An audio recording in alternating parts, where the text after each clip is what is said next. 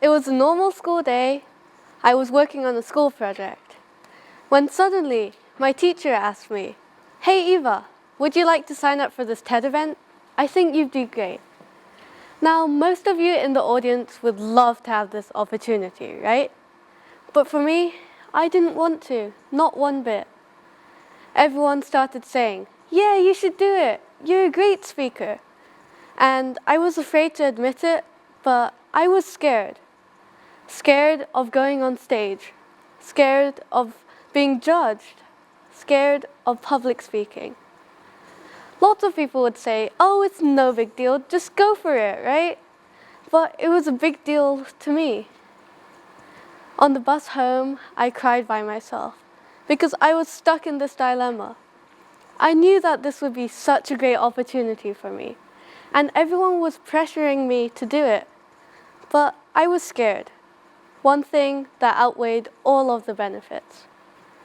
I called my best friend and asked him what to do. And he said something that will stay in my heart for the rest of my life. He said, "Do what you think is right, because I know that you know what is right, but it's up to you to decide what to do." Despite that being a bit of a tongue twister, it meant the world to me, because this is what got me here, on this stage, talking to all of you now. I thought about what I knew would be good for me, and then I realized, if I keep on running away from my fears, I won't get anywhere. So I decided to face my fears, and at the same time, help others do that too. One question you might have is, why should I bother? Why should I spend my precious time doing this? Well, the thing is, you might not notice just how much some fears can impact your life. For example, stage fright. Stage fright is something we all have to a certain extent, and it can impact your performance on stage, as well as close off so many opportunities that could be beneficial to you. Same goes for many other fears in different ways. So now you know why, but how? How can you face your fears without chickening out? Well, one thing that I have found is that you need a spark, a push to get you started. It's the driving force. It's what pushes you to face your fears.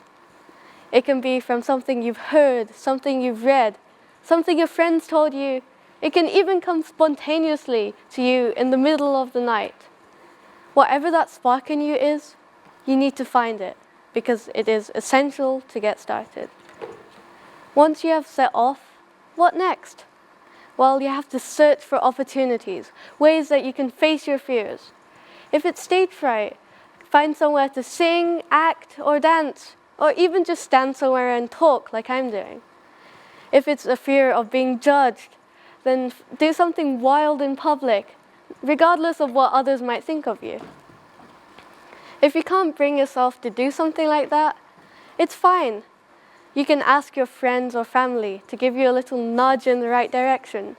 Or if you think you need more time, no worries. Try again later. It will take multiple tries to really make a difference. But each time is an achievement to be proud of. I myself took quite a while to bring myself to do this talk. I tossed and turned in bed, unable to sleep. My friends, my family, my teachers, and even some YouTube videos all played a big part in helping me come out here. If you need help with motivation, you can tell yourself, "I'm amazing, I can do this," because you can. I believe in you, all of you. Everyone has the potential to overcome their fears. Another thing that my friends and I do is that whenever one of us is feeling demotivated or down in the dumps, we say "화이팅" to each other, which basically means "we can do this" or "let's go." It really cheers each other up. It's just one word, but you can be surprised at how much a word can do. My point is, find something that motivates you a lot, because motivation is what helps you to push yourself to try. Okay, let's say you've done it. You faced your fears successfully, and you didn't make a fool of yourself. What next? Well, you should be done by now, right? But no, it's not quite like that. You have to continue, and though it's hard, it's necessary. It's quite like learning a new skill. For example, you're learning a new instrument. You successfully play your first note. Now what? Are you just going to quit and say, I'm done? Of course not. You're going to continue to get better and better. The same applies for overcoming your fears. The first step was facing your fear. Now it's time to truly overcome it. Overcoming a fear doesn't mean facing it. Overcoming a fear means you face it again and again until it's not a fear anymore. It's something you would casually do once in a while. Then you have truly climbed to the top. This part is probably the hardest, and it's easy to give up here. After all, it takes an immense amount of effort to do something that your brain repeatedly tells you not to. But don't give up. If you give up now, all your effort will be for nothing.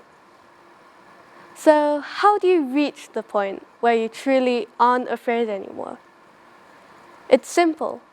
Practice, practice, practice. Find more ways to face your fears. Make new friends, join a singing club, whatever you think could help. And don't limit yourself to just one activity. Go wild and have fun while you're at it. Once you overcome your fear, many opportunities are opened that you never even thought you could do. It could become a hobby or even a career. For example, you're afraid of spiders like I am. Once you overcome that fear, you could have a pet shop full of spiders. Who knows? The possibilities are endless. No matter what fear you overcome, no matter how big or how small, the benefits will be huge. Your self-esteem, your determination, confidence, perseverance, all of those will be greatly improved. Now, before I go, I have a challenge for you. Think of a fear, one that would be reasonable for you to overcome. I want you to face this fear, then overcome it. You can do it. I believe in you, all of you. If you need help, you can ask your friends, family, or even come back to this TED Talk as well as dozens of other talks that talk about perseverance, motivation, and so on. They help me on my journey, and they might help you on yours too. Once you successfully overcome your fear, congratulations!